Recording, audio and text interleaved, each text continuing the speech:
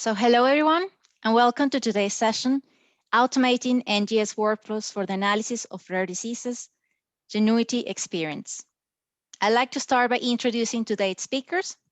We have two speakers from Genuity Science, Dr. George Penman and Dr. Ben Molloy, one speaker for Illumina, Dr. Clare Logan, and myself from Hamilton Robotics. Dr. George is a sequencing and automation specialist at Genuity Science, and he's responsible for the development and automated workflows and LIMS development. George previously worked at Life Technologies, which is now part of Thermo Fisher Scientific, and an Illumina, supporting the development and optimization of sequencing and automation. Dr. Ben Molloy is a clinical and research scientist at Genuity Science. Ben is a member of the rare disease team at Genuity Science, a dedicated group of scientists that analyze next-generation sequencing data from children with undiagnosed rare disorders. Ben holds a PhD in clinical medicine from Trinity College, Dublin. Dr. Clare Logan is a staff field application scientist at Illumina, specializing in rare genetic diseases.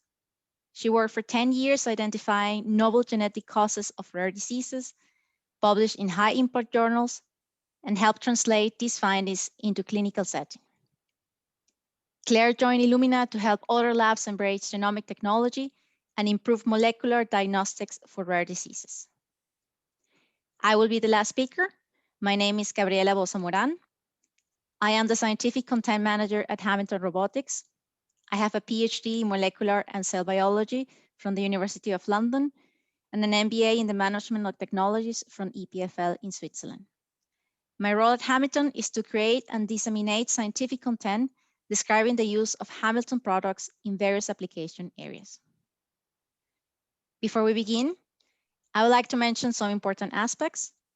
This webinar is being recorded and it will be available for download afterwards. We would love to hear from you, so please write your question on the Q&A box that you have at the bottom. And we will try our best to answer the questions at the end of the webinar. If for some reason we are unable to do so, please feel free to contact us after the webinar via email. For those of you who just joined us, welcome. We will begin now with our webinar, Automating NGS Workflows for the Analysis of Rare Diseases. The agenda for today's webinar is as follows. So George will first give an overview of Genuity Science before describing in detail the very interesting automation journey that they have had. And after this, Ben will talk about the techniques that Genuity Science uses to diagnose pediatric onset rare disorders and describe then one of the case studies of their rare disease program. This will then be followed by a presentation for Clare, and finally also a presentation of an overview of Hamilton from me. At the end of the webinar, we will have then our Q&A session. And now I would like to hand it over to George. And George, I'm going to give you now remote control the slides. Perfect, thank you, Gabriela. Hello and welcome everyone. As said, I'm George, I work at Genuity Science. I've been here for about 3.5 years now, working on this journey. So first of all, I just want to start off with the principle behind Genuity. The idea was really that we wanted to develop a high throughput automated NGS workflow within the laboratory that was currently being built when I joined, and then take this with the whole genome data from multiple patients from different diseases with highly phenotyped clinical data and lifestyle data, and sort of bring this all together so that we could analyze and gain greater insight into disease and specific diseases. So that's really the basis of the company and what it's trying to achieve. We have many different disease cohorts that we focus on, and we sequence all of these. One thing that's kind of different to a lot of other studies, when we compare them, is that we also rely heavily on control patients. It's very important when you are trying to find, potential drug targets or work with pharma on these, that you have a very good background data. And we're aiming for about a 2-to-1 ratio from disease to control patients. So it's really to give more statistical power to any mutation that we find within these patients. And as part of this, and what we also did, was we developed a rare disease program. This was really designed around, undiagnosed rare disease within Ireland itself, and working with Children's Health Ireland and Temple Street Hospital. We offered a service where, if by conventional means they couldn't find or diagnose a patient, they could send the samples to us here, and we would then whole genome sequence, and then together with the likes of Ben, analyze that data to really try and pin down what could be the cause of disease in these patients. As I said, we're building up a huge sort of database and collection for different disease states, and we have many different collaborations around the world to try and help us focus on this, and there's a few listed here. But the main topic we're going to talk about is around Temple Street and the rare disease program, and Ben will go into that in much further detail. I'm going to now talk about how did we get here, where did we come from, and the steps that we're taking. So let's talk about the automation journey. So like I said, I started 3.5 years ago. A lab was a building site. We had nothing. We had a temporary lab at UCD, and we had a Verisiq and a Hamilton, and that was it. And basically, at that time point, we're getting in a few samples a week. But the proposal was that, we want to get to a stage where we can sequence in the first iteration about 20,000 samples a year, whole genome, end to end. And then as we progress, to then scale that even further. So what my first job was to do was actually develop how we're going to do it, put it on paper and plan it out, and then layer this process over the lab itself. So by combining these things, it kind of gave us an idea of how we need to build the lab and what equipment we would need to enable this workflow to function, especially at high capacity. So that was step one. This is now where we're at currently, and so we're focusing on rare disease, but this process works for everything. So it was also to make this process adaptable to running normal samples that are coming through the lab, but also to be able to work with a rare disease in tandem and allow these to go through. One other thing that was very critical is, because often these patients are waiting a long time to get a diagnosis, we wanted to decrease the turnaround time when it came to rare disease patients. And this is accomplished through the workflow. So you'll see here in this kind of chart, all the steps in blue are the steps where it's entirely automated on Hamilton systems. Like I said, we started with 1, but we now have 6 and a 7th on the way as we've expanded the fleet, allowing us to increase with each iteration more and more throughput within the lab, but also diverging processes as part of our plan. So not only looking at whole genome, but also RNA-seq, WES, and using this to layer in. One thing that was also fundamental, it's fine if you're able to deal with a large number of samples, but it's actually tracking these samples, knowing what sample is, knowing where it is in the process. So in tandem with developing the automation and the throughput within the lab, we also worked on building a LIMS system that was specific to our needs and customized to exactly what we do. One of the things that's kind of different to a lot of normal studies is we get direct blood from the clinics and from the hospitals, but we get multiple tubes for each patient. We get 2 EDTA, a PAX tube, plasma, sometimes as FFPE. So not only did we have to, streamline and build these workflows to suit each of these different samples. But it was also to allow them to progress through at the same time.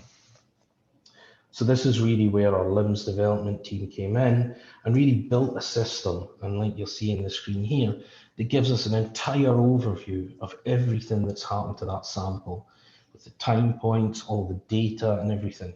And these are directly linked with the Hamiltons. So whenever an action is performed on these and with our other devices, it pulls this data in and gives us an easy and simple view of the progression of the sample and the data that's being pulled. So it really wouldn't work. You know, it's fine to add automation, but you really need to have a strong tracking mechanism to back that up. And again, like I said, when we're trying to prioritize rare disease samples, this is very important to allow the automations to proceed at a quicker rate for particular samples. Our main workhorses in the lab are our FlexR pluses. You know, we've currently got 2 of these. We started with 1. And these are what take these blood samples that we receive. So depending on the study, we have different volumes of blood. Usually with the rare disease program, it's about 3 mils of blood, because these are children and less is taken. And we use this system to then, once we've checked in the sample, we progress it directly to extraction on the FlexR. If we want to go back and do further analysis or multi-omics with RNA, we can also do that, and we use the Quia Symphony for that process. For the designation and measurements of all these samples, we use 2 instruments. We use the Varioscan from Thermo and the tape station from Agilent. So this allows us to do multi-step QC. So we have a picogreen fluorescent quantification. We also measure the OD of the samples for purity. This is particularly important when you don't receive blood and you just receive the raw DNA. And tape station to look at the integrity. So this gives us our first check along the pathway to make sure that the sample we've got and the extracted blood is good and sufficient for our needs. We then have a 4-step QC mechanism. Because the blood, you can get a high volume of DNA, and what's really important for downstream workflows is that we have a sample that is not only good, but is directed specifically to what we need for each of the processes. So you can see here this 4-step process where we do an initial QC, we then normalize the plate and re-QC it to just make sure to give us this fine tuning that we require to get the samples at the concentration we need. We remove any QC fails so that only the plates at the last step, step 10, are the ones that are all good and can proceed to genotyping and sequencing. So we do both, and the reason we do that is for not only just as a good check to see that the DNA is good, because genotyping is a lot cheaper, but it also allows us to do a concordance check with the sequencing to make sure that the sample definitely is the sample that was submitted. So this process allows us to work with up to 96 samples at a time, and is a very quick procedure. You know, you can do this about 3 or 4 times a day. So it really gives us a high volume of throughput within that laboratory. The next step, and so in pre-PCR as we move on, is the library prep. So we currently have 2 Hamiltons in this laboratory, and these are now being developed to run multiple different library workflows. So you'll see here, TrueSeq PCR-free, nano, stranded RNA, and SureSelect whole exome.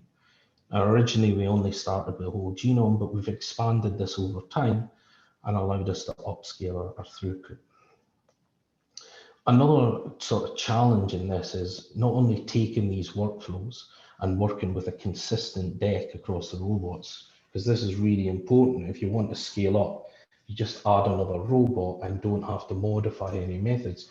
It makes it better, but also to incorporate the 96 channel head on these instruments.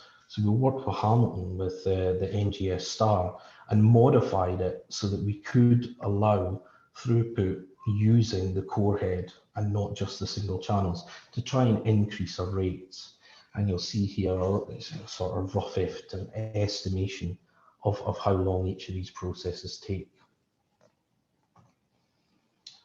The last step is the library preparation. Now, I just want to give a bit of background. You may all be familiar with how this works, but I thought I'd go through it. So like I said, our main workhorse is the Illumina's TrueSeq PCR-free. So we take this plate with our normalized DNA, we fragment it on the Cavaris. This is all set up on the robots as well.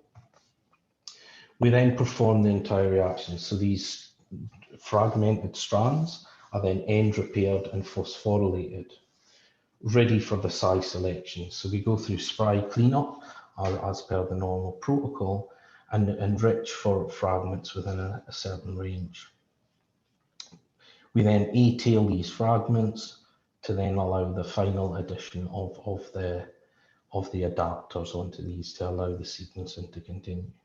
So like I said, currently we can do about 192 library preps per day with a very high success rate. You know, it's usually less than 0.5% failure with the way we've optimized the systems. The next step is actually the quantification of these libraries. So we have two different setups in our final lab, our sequencing lab. One at the top is the Hamilton system with an ODTC. So this is optimized for our RNA workflows and our exome workflows, as well as nano, so that we can do all the PCR as part of the actual method. So it's a walk-away method, and all these steps can continue. The lower one highlights our QC instrument. This performs two functions. One, it does all the prepared library QC. We use a light cycler to confirm this, but it also allows us to then do the pooling on the instrument. We have another further instrument, which is crikey, I forget its name, the Pelkin-Elmer HT system, the caliper, to allow us to also do a size determination of these libraries. So we use that as part of our normalization to try and increase and refine our loading onto the NovaSeqs. So what we've got then, when we go into the final pooling stages, we've built a deck here that can accept up to 20 different library plates. So almost 2,000 libraries in a single pooling, and up to 48 library tubes, which is enough to keep 12 NovaSeqs running continuously. And this takes about 3 to 4 hours to complete when we're at full capacity. So once you've done that, you've created your library tubes, all entirely automated. We then load up the NovaSeqs. We currently have 6 of these in-house, and for the most part, it's S4 and high throughput. Now, one of the challenges, like I said, and why the pooling and the size determination is really critical, is because we are having to multiplex multiple samples all the time. And so that's why we took a lot of care and attention into how we do this, to make sure that when we do sequence, we get a successful run all the time, or most of the time. It's not always perfect. So now I just want to also just mention briefly, for those of you that may not know, how a NovaSeq functions. So each of the NovaSeqs can accept 2 flow cells. We can load up to, like I said, with 6 instruments, 12 of these 3 times a week to really give us a high throughput. So we're currently at around 900 whole genomes per week possible. So the flow cell itself has what are called these micropores or nanowells, and these are etched within the glass surface. If we take a little bit of a closer look at these, you'll see they're embedded with a lawn of complementary nucleotides to the adapters that I talked about in the library prep earlier. So what happens is when the libraries are onboarded onto the system, they're annealed in the wells, and usually only one strand will anneal per well. This then allows the duplication of the single-stranded DNA that's annealed to that oligo and gives you a covalently bound strand of your read sequence. We then go through a process of bridge amplification where we duplicate these strands over and over again to get around 1,000 to 2,000 strands per well, again of a unique sequence. You then cleave off so that you're only reading in one direction, and the sequencing reaction can begin by the annealing of the primer. So this is kind of an overview of what exactly is happening. So you've got these modified bases that I'll add only one base per cycle. When there's a complementary annealing, they're then washed away. It's excited with light and by a laser, and then this is read into the system. So this process continues cycle by cycle to allow us to do it. Each of those flow cells has almost 16 billion wells. So you can imagine the kind of data considerations that go into a process like this. And each run is about 1.5 terabytes of data in itself. And with the number we're going through, we're getting up to about 50 terabytes of data per week. The other thing that's kind of different between a Verisiq and other conventional NGS is it used to always be the case that each base had a unique color. This is not the case with an Verisiq. It's what's called a two-channel or two-color system. So how that's accomplished is by using overlapping dyes on the A base, as you can see here, and a dark cycle on the G. And because there's so many clusters on the well, you can always ensure when you're reading these clusters on the pattern flow cells that you've got a very accurate read. And so here you can see by cycle, if we look at how you build the sequence, excitation in each of those channels will give us the base determination that we require. So this is what a good run looks like. Not really relevant. But what is relevant is we've also integrated this fully in our LIMS system. So we've got an entire tracking of every sample, not only on the sequencer, but also through our pipeline. And from here, we're able to then look at these samples in real time and see at what stage we're at. We've also got full integration and tracking of all lots within the system. And then this is the slide that I'll kind of end with. So you'll see here, we'll kind of ignore 2020. That's been a bit of an interesting year. But if we look, we started this project in 2018, and we've tracking here from 2019. And what you can see as we've added more instruments over time.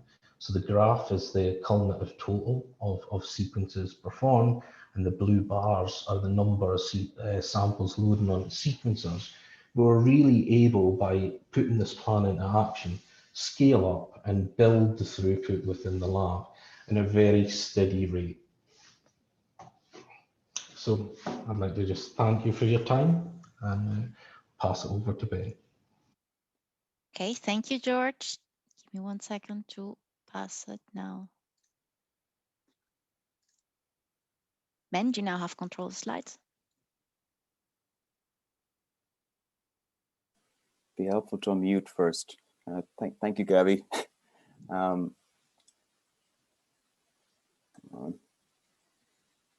Yes. So thank you. I'm a clinical research scientist, and I primarily work on the rare disease program, which is a research collaboration between Genuity Science and Temple Street Hospital, which is part of the broader CHI management in the Republic of Ireland. As George kind of alluded to, the main purpose of the program is really to demonstrate the clinical utility of whole genome sequencing for the diagnosis of pediatric rare disorders.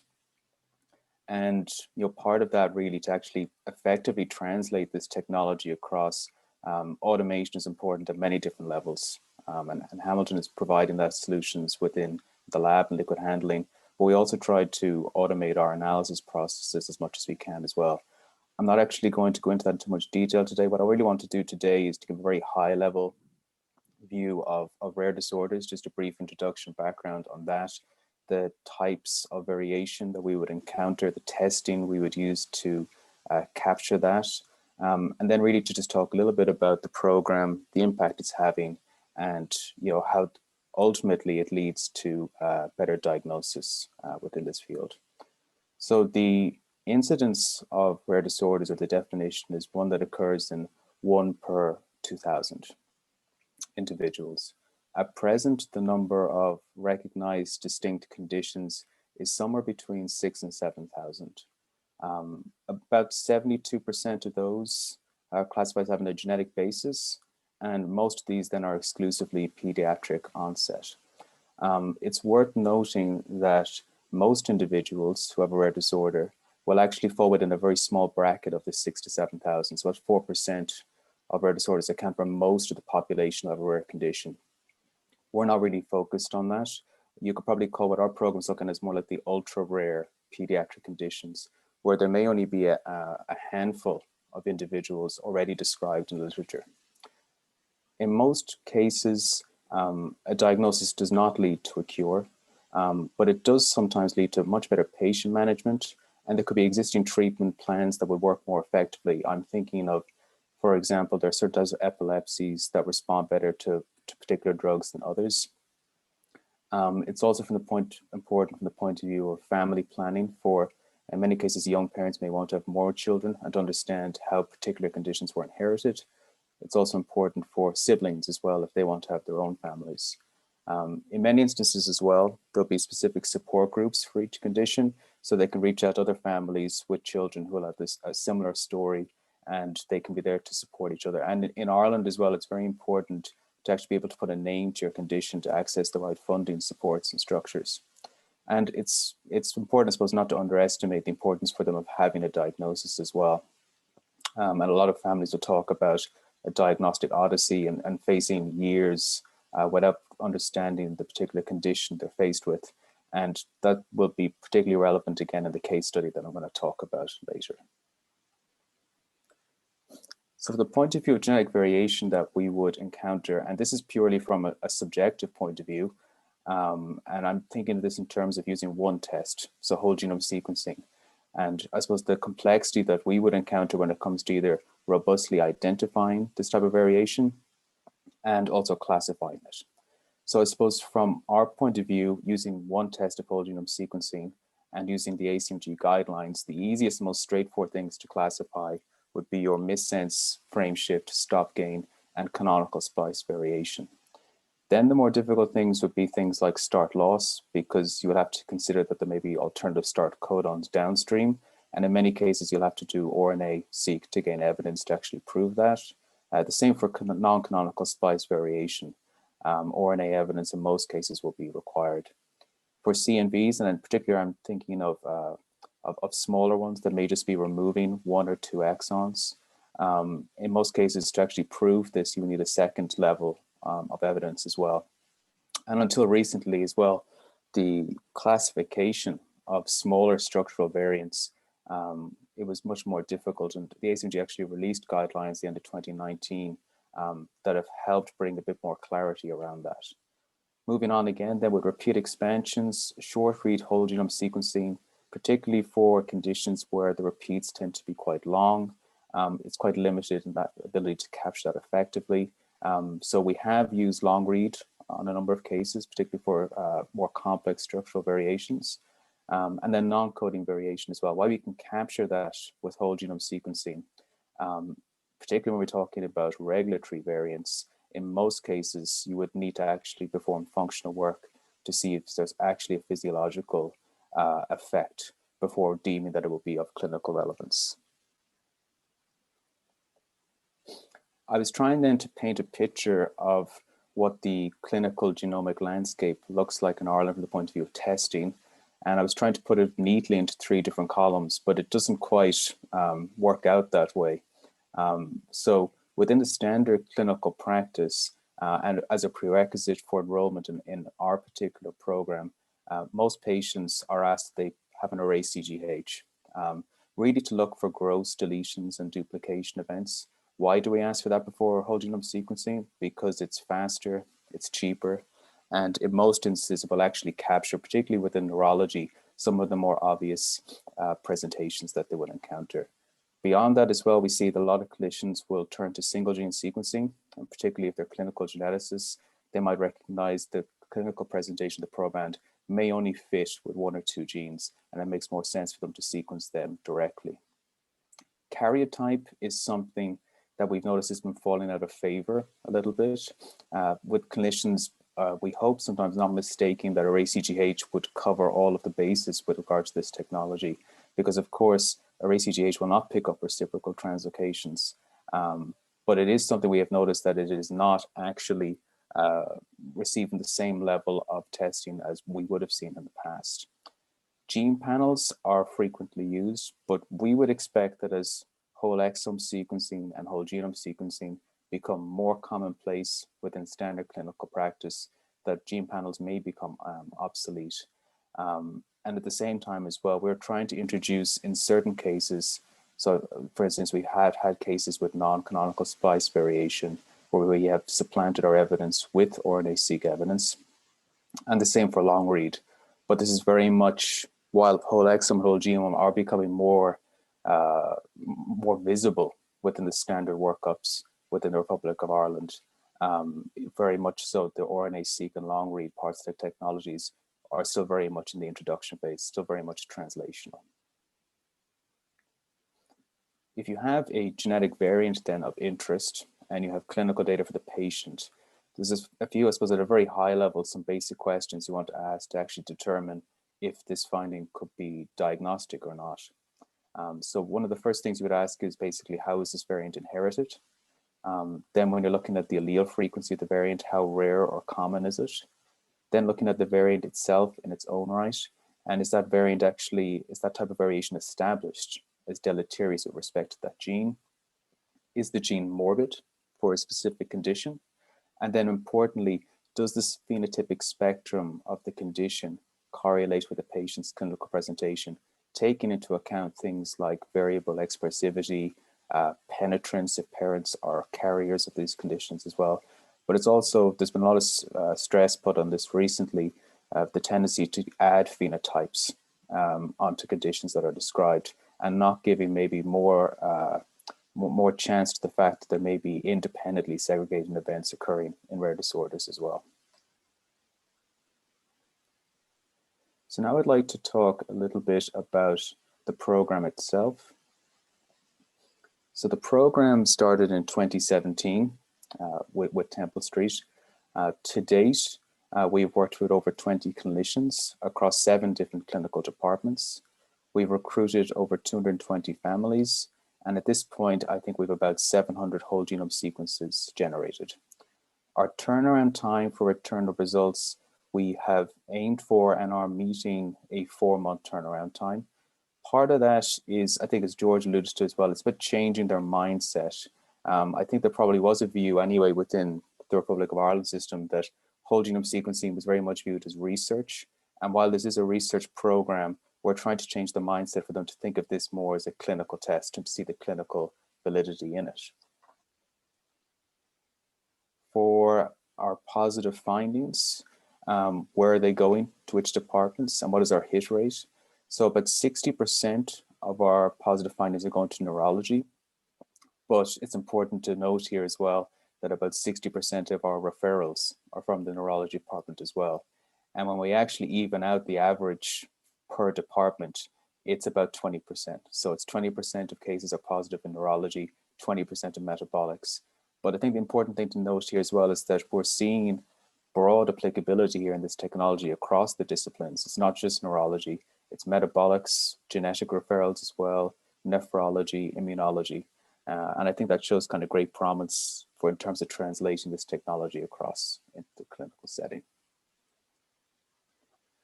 So finally, I'd like to share with you a case history. So this particular female proband was born in 2002. And when she was recruited into the program, she was 18. That in itself was of note because at 18, patients are about to exit the pediatric service.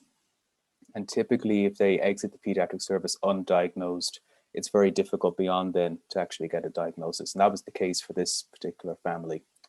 Previously to being referred to us, she had had an array CGH that was normal, and she had been tested for Smith-Magenis syndrome, which returned back negative on the basis of her clinical presentation. She had moderate intellectual disability and then some very specific skeletal abnormalities, one of which you can see an image down the left-hand corner is the Sprengel anomaly, which is asymmetrical displacement of the scapula. She also had hemivertebra, as the vertebral column pieces are about half the size they should be, and scoliosis. And what we found was that she had a homozygous frameshift variant in the TMC01 gene. How is this inherited? It turned out to be a story in and of itself. It was inherited on the maternal allele, but the mother was only a carrier. And we used the genotyping data to do further analysis on this particular case that George mentioned earlier that they used for concordance in the lab. And we're able to identify that this was actually a case of maternal isodisomy of chromosome 1. So the proband had inherited 2 copies of one of the mother's chromosomes 1, and it happened to be carrying this rare frameshift variant. The variant was absent from NOMAD, so we consider it novel outside of this particular family unit, and homozygous loss of function variation is consistent with observed cases in the literature for this gene. TMC01 is morbid for cerebrofaciothoracic dysplasia, and when we presented this finding to the clinician in order to clinically correlate our results, it fit very well in terms of children with this condition will present with the Sprengel anomaly, scoliosis, and hemivertebra, and do have mild to moderate intellectual disability. And in this case, it led to a diagnosis for this family just as they were about to exit the pediatric service. Thank you for attending this webinar today. I have to take questions at the end, or feel free to reach out by email as well. Thank you, Ben. And now I would like to give control now to Claire. Thank you. Hi, everyone. Thanks very much for having me come to speak to you. Thanks, Hamilton, for organising, and thanks to George and Ben for their really interesting talks. So I'm Claire, and I'm a field application scientist for Illumina, and I specialise in rare genetic disease. And I'm just going to take a few minutes to show you some of Illumina's offerings for rare disease. But some of you might know that Illumina's mission statement is to improve human health by unlocking the power of the genome. So naturally, rare genetic disease is at the forefront of pretty much everything we do.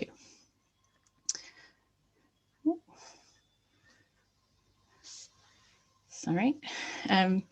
So I'm going to talk to you about 2 technologies that Illumina have for, that are relevant to rare disease. And my mouse isn't quite controlling the slides as I expected, so apologies. Okay, so the first thing I'd like to talk about is the Verisiq non-invasive prenatal testing solution. This is an in vitro diagnostic screening test for the detection of fetal chromosomal anomalies, but from maternal whole blood samples. This is a complete solution, including Hamilton automation, that takes you from a blood sample right through extraction, library preparation, sequencing, data analysis, and it offers a basic screen for trisomy 13, 18, and 21, or a genome-wide for chromosomal anomalies as well. This solution requires just 1 blood tube of maternal whole blood. It uses 1 ml of plasma for each test. And the whole solution, the whole screening test can be completed in just 1 day from blood sample to report.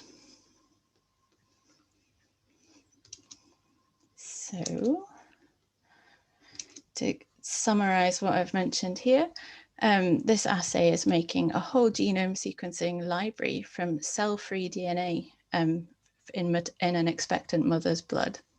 And we do this on a dedicated Hamilton instrument, followed by paired-end sequencing and subsequent automated data analysis to give a fetal DNA report giving information on aneuploidies and copy number variations greater than 7 megabases. Okay, and the next thing I'd like to quickly mention are some very recent developments that Illumina have introduced for diagnosing genetic diseases in a more research-based setting. So this relies on a new library prep, which we're currently in the process of working with Hamilton to automate as well. Sequencing on the Verisiq 6000, which George has already given you an excellent introduction to, and data analysis using TrueSight software suite. The whole key feature of this is that it can all be really, really quick. And in certain instances, for example, in neonatal intensive care, speed really can be of the essence when it comes to diagnosing rare genetic diseases. So the Illumina PCR-free library prep is a brand new library prep. And instead of taking about a day, that like the conventional PCR-free library preps might take, this takes 90 minutes. I've tested it lots of times now. I can tell you it really takes 90 minutes. And you can start with many different kinds of input, so blood, saliva.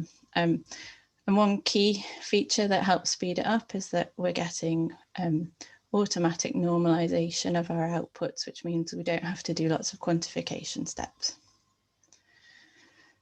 This library prep is an ideal partner for the Verisiq, where you could sequence trios or several, like 24 odd samples per flow cell.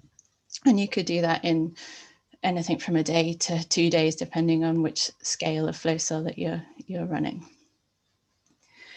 And then very recently indeed, Illumina launched a new data analysis pipeline specifically for identifying clinically relevant variants in rare disease. And I've not got time to go into all of the technology that's gone into this, but it can integrate seamlessly with the Verisiq and automatically analyze data produced by the Verisiq. And for example, it could analyze a trio, so parents and an affected individual in about 3 hours. And in addition to identifying some small nucleotide variants and indels, it can call copy number variation, repeat expansion, structural changes, and more. And it prioritizes these variants based on phenotype information we provide and has some really clever artificial intelligence to help with that as well. Okay, so thanks for letting me give you a real whistle-stop tour into rare disease developments at Illumina. I'm happy to discuss these further today or via email. Thank you. Thank you, Claire. So now I will go to the last part of the presentation to talk about the Hamilton automation solutions for NGS. So a quick view of Hamilton is a private group founded in 1947. And today Hamilton has 2 headquarters, one in Reno, Nevada, and one in Bonnedout, Switzerland, with a total of 5 manufacturing sites. Altogether, the company employs more than 2,500 employees around the world. We have 5 independent business units. We have Hamilton Robotics, which is specialized in the manufacturing of liquid handling instruments, both for OEM and direct sales. And this webinar is focused on the products and services of these particular business units. But we also have Hamilton Storage, that manufactures ultra-low temperature automated sample management systems, as well as small devices for capping and decapping. Hamilton Process Analytics, that manufactures measurement devices, including sensors for pH, for dissolved oxygens and conductivity. Hamilton Laboratory Analytics, manufactures syringes for use in various applications, and finally Hamilton Medical, that manufactures ventilators for people in clinical care. Hamilton Robotics has 4 platforms for automated liquid handling solutions: the Microlab Vantage line, Microlab Star line, Microlab Nimbus line, and the Microlab Prep. And the platforms used by Genuity Science and described also by Claire are based on our Microlab Star line. We currently offer 2 assay-ready workstations for NGS, the NGS Star and the clinical NGS Starlet. So the terminology that we use of assay-ready workstation is basically pre-designed deck layouts that has been already programmed for performing qualified workflows. And this means that the end customers are already equipped with the tools, the hardware, and the software they need to perform their experiments. Basically, they're ready to go. Here, I show that the difference between our system. The NGS Star is based on our Star platform. It is a research use only instrument and can process up to 96 samples at the same time. The clinical NGS Starlet is based on a Starlet platform, which is a bit smaller than the Star, but it's also part of the Star line. And it is an IVD compliant platform, optimized for the process of 24 samples at a time. And here I show some of the methods for NGS library prep kits that are relevant for the study of rare diseases. And these have already been qualified, which means that we have run biological samples on them with these methods for the NGS Star. And this includes methods for whole genome sequencing, whole exome sequencing, and gene panels from Illumina, New England Biolabs, QIAGEN, Roche, and Oxford Nanopore. Here you can see some of the methods on the right. So these methods can also be run on the clinical NGS Starlet with a lower throughput. So we just want to say that the current qualification of this method has at the moment only been done in the NGS Star. And what a third platform that is coming besides these 2, NGS Star and the clinical NGS Starlet, it's coming soon. It's going to be based on our Microlab Vantage line. So you will be hearing very soon about this. Very exciting. And now, an important thing is talk about IVD systems. As we all know, Europe will dramatically increase the regulatory oversight of diagnostic products from 2022 onwards. And we will go from IVD directive to IVD regulations. This is expected to have a significant impact in the way clinical laboratories work in the future. This is likely to affect laboratories doing NGS analysis for rare diseases, given the fact that the majority develop and validate their assays, the so-called LDTs, homebrews, or in-house tests. Yet, from 2022, only LDTs from which an equivalent CE IVD test does not exist, meaning that no commercial kit is available, will be permitted for use. So Hamilton offers directly or through its partners IVD compliant systems like the clinical NGS Starlet here on the top, but we also offer fully validated IVD systems like the Verisiq NIPT Microlab Star that Claire talked about before. Hamilton platforms can be integrated with various proprietary and third-party tools and modules. And I would like just to highlight some of the typically ones that we use for NGS workflows. So here we can see the ODTC, or on-deck thermal cycler, and it's used usually for incubations between 4 and 99. The ODTC is commonly used for all enzymatic reactions, including enzymatic DNA fragmentation and repair, A-tailing, adapter ligation, as well as PCR amplification. The HHS, or Hamilton Heater Shaker, is used for shaking and heating microplates in various SVS formats. The heating goes here onto 105. And the HHS, in conjunction with the magnet, is usually used for cleanup step, as well as capture and wash in protocols that have library enrichment steps. Our platform can also be equipped with Ineco cold plate air cool, or short for CPAC, which allows heating cooling samples, so from 4 to 110. Usually we use CPACs for cooling of sensitive materials such as reagents and in some cases also samples. Finally, I would like to invite you to take a look at the content that we have developed around this topic about NGS in the diagnostic of rare diseases. We have an ebook which talks about the techniques to analyze rare diseases, why automation is important here, and what Hamilton offers. We also have a case study with George, with Ben, with the team for Genuity Science, where he explains all the details about the automation workflow for the program of rare diseases. And this webinar that will be available for you afterwards. So with this, I end the presentation, open the floor for questions. Let's go to the Q&A. So I will be moderating the Q&A session and Kate will join to answer any questions related to the Hamilton's platform. So Kate Sanders is the team leader sales at Hamilton in the UK. She has worked for Hamilton for 7 years and she's responsible for robotic sales in Southwest England and Ireland. Kate has worked for various companies in scientific sales and has 24 years of experience within the industry. So with that, I asked all the participants to please unmute yourself. And we have some of you, as you can see, when you were filling out the registration for the webinar, you could have asked questions before. So I would like to start with those questions. One of the questions was, what are your thoughts regarding the need for sequencing and coordinated data management during the next 5 years in light of the pandemics?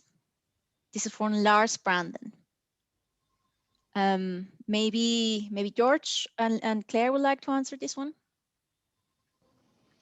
Sure, I can step in. So, you know, when you say coordinated data management, I assume you know how you link up the data and how you store it, and because of the large volume, you know, this was one of the huge challenges we had. Like I said, we're producing about 50 terabytes of data on our sequencers every week. You imagine that adds up, and we use Amazon Web Services for most of our storage. But that volume increases and becomes a very large financial burden on the company. And so we've had to invest in a lot of interesting ways and you know, compression of the data to sort of really reduce our costs, but also do it that we retain the data integrity. So that was a huge challenge, and it's still an ongoing process. You know, we've went away from BAMs now and use CRAMs, which compresses our data about to about 1/10 of the size in itself, but we're still able to go back to raw data. We also don't store any of our fast queues after a set period of time because we have everything within these CRAM files as well if we needed to regenerate. So that's one aspect of it. I don't know if that answered the question or not. I hope so, because we only have 7 minutes, so I would like to also give some time for the other questions. The other question that was asked during the registration is, by automating human NGS, how do you keep a check on cost? This is from Sarian Shah. So maybe George, you want to also answer this? Because... Well, so you know, you've got to offset the cost is an interesting one. You've got your consumables and you've got actually the human cost of doing this. And one of the big benefits that we showed is that by increasing this automation, you know, like I said, we could do roughly 200 libraries a day. This can all be managed by one person. If you were having to do that by hand, you'd need at least 4 or 5 people, or if not more, working all that time continuously in the lab. Whereas now, not only does it only take one person time to load these machines in the morning and walk away, the rest of the day is freed up to allow them to do other things. So it's an important consideration, but I think we save money by doing it in the long term. Thank you, George. Another questions that we have here is, do you recommend a quantification method or equipment that can be incorporated in the automated system? Well, you know, with the eye swap on a Hamilton, you can effectively put any sort of plate reader close enough to the deck and load it. You know, a lot of different options are out there. We went with the Variance scan using Pico Green because we found that the most accurate when we did our tests. You know, a lot of people use Nanodrop or broad range ladders from what's the Qubit from Thermal, but we didn't find them to be as accurate. And we found like all our Pico plates and everything are set up on the deck. We do manually place them into that instrument, but if needed, we could use an eye swap and load them directly on. So for us, that was the one I would go with, and I've seen very good data return from it. Thanks, George. I have a question here. The person also left an email, so if we don't finish the answer here, we will be sure to answer. The question is about the challenges and barriers about adapting NGS technology to primary healthcare setup. I would love to hear more from the technical staff, in particular about the initial requirements for incorporating NGS-based diagnosis into healthcare setup. I don't know if this is for George or for Ben. Well, I think it is mainly for Ben, and he did kind of cover it there. But the one thing I would say is that generally it was prohibited, at least in what we're doing, by cost. Whereas we've taken away that barrier in Ireland by offering this as a free service. It really helps promote this within Ireland itself. Ben, do you want to add something, or should we jump into? Yeah. I completely agree with George. It still is going to be a resourcing issue as well, because I suppose within the Republic of Ireland anyway, we're probably not where we should be in terms of providing kind of a clinical genomics testing service, and the infrastructure that goes with that is not present. That'll involve clinical geneticists needing to be hired, storing the data. If you're going to sequence large numbers of people, if you're going to reanalyze and review cases, or even start to consider returning secondary or incidental findings, it's a very expensive business. I think we would have the intellectual knowledge of how to implement it, but I'm not sure the budget will be too attractive at the moment. Thank you, Ben. The next question is, have you analyzed the variability between the 96 different positions on the Hamilton? And if yes, how comparable are the results? Clearly for George. Yeah, so of course. So we are CAP accredited, and we're in the process of doing ISO certification for this. So we do very thorough validation reports on all of our methods, and even across each Hamilton. So we validate independently on every Hamilton. We have not seen an issue with it. What we have done is we've made sure to optimize the liquid classes to prevent that variability. But if you do that correctly, we have seen very little variability. It's been very good. Super, thank you, George, again. And the other question is very short. Any automated method for library normalization? Between George or Kate, jump in. Well, yeah, I alluded to the one we built. You know, I don't think a general purpose one is out there, and it's one we developed ourselves using our own sort of expertise. But you know, it really is dependent on how things are done. Like across the world, even Verisiqs are loaded in different ways in different laboratories. We chose the way we preferred and worked on a system to do that. If they're talking about general availability, not that I'm aware of, and I don't think there's any from Hamilton, but Kate can comment on that. I think from perspective of Hamilton, library normalization, essentially it's specific to people's requirements. So essentially the application specialist who is in that local area can obviously work with the end user to ensure then that the normalization method is essentially set up according to their requirements, really. So it's not specific for the NGS star as a method already implemented on there, because everyone's needs are so different. So Also, I would just add that that would be library prep dependent as well, because Yeah. obviously the TrueSeq library preps require normalization with quantification, whereas some of the bead-based preps, like the one I mentioned, it happens automatically with beads. So again, it varies, doesn't it? Perfect. So thank you. So we have 3 more questions that will be answered by email. We are already 5 and trying to be punctual with everybody responsibilities. So I want to thank everybody who participated. Thanks, George, Claire, Ben, Kate. It was a very interesting webinar, and we will be sending the recording to you tomorrow. And thank you for attending. Thank you very much. Thank you. Thank you.